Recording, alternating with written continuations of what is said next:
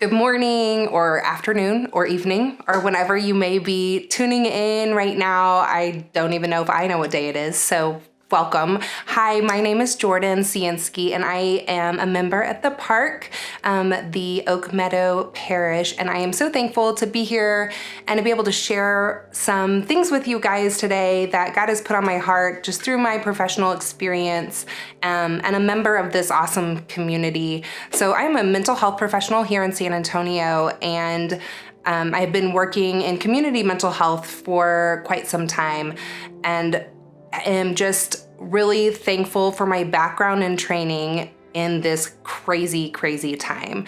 And talking to the park staff, we thought it would be helpful to be able to bring you guys some helpful hints and encouragement on what you may be walking through in this shelter-in-place pandemic unknown that's going on, something that I don't know if any of us have really faced before. So the first thing we wanted to do was just say hi and let you know what we're gonna be doing with these videos. There's a couple that will be coming out that I'm gonna address some specific issues, anxiety, I'm feeling overwhelmed, grief and loss, those kind of emotions that are coming up. But I wanted to just introduce myself today and talk a little bit about emotions in general. They can be really confusing, just feeling things, especially when our world has been turned upside down as far as work and school and seeing each other at church, going to the grocery store. It's really hard to navigate right now. And so one thing that I just want to stress to each of my community here at the park is that these feelings that you're having, the emotions that are coming up during this time are completely natural and valid.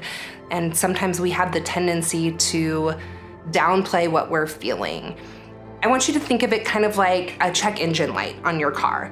When things come up on our dashboard, we can't ignore it or our car will stop working. It's that indicator that there's a need, right, in our car that we've got to address. So the same thing for emotions. When we have things that come up, feelings that come up, it's a great way to know I have a need I need to attend to. There's something going on for me that I need to address.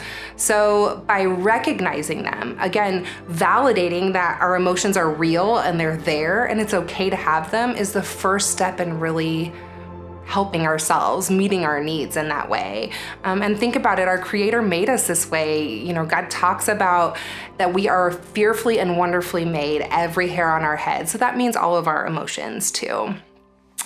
And the thing I want to stress that emotions there's three parts to our emotions. There's the somatic experience, so what we're actually feeling in our body. If you think about when you get anxious, our heart rate goes up. Maybe we start sweating.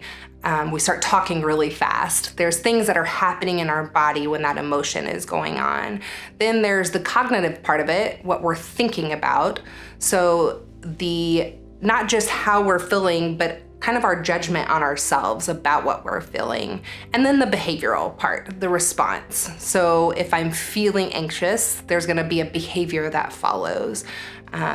Maybe I'm feeling anxious that I'm gonna be late to work, and so I'm driving faster to get there on my way. So knowing there's three parts to how we feel, it's a mind, body, and soul experience. Sometimes that can help us really discern what emotions are going on.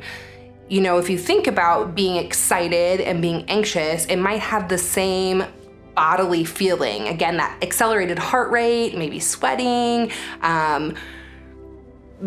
messing with some part of your clothing or messing with your hair. There's all kinds of a bodily experience that can happen. But if I don't think about the cognitive part or how I behave, those two emotions can get really confusing.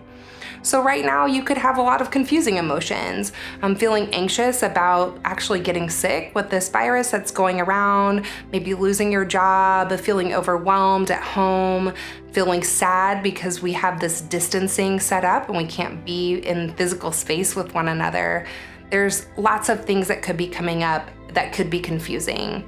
And typically it's easier to just ignore them, to numb them, to escape, to get away and not acknowledge that we're having these emotions at all. But remember, your emotions are valid, your feelings are valid, and it's okay to feel them, to experience them, to talk about it, and to cope with it. And that's the best way that we can healthfully get through all of this in a mental health sense. So remember, as new things come up, as you hear new regulations in San Antonio, new things on the news about the virus, about what's going on, your kids are acting a little crazy being cooped up, or you're feeling overwhelmed, all of those feelings are valid. And we want to help you navigate those feelings, just again with some coping skills and some encouragement as we walk through this time together. I also want to give just a little special caveat. If you have been walking a road of mental health issues in the past, please know that times like this can really increase those symptoms.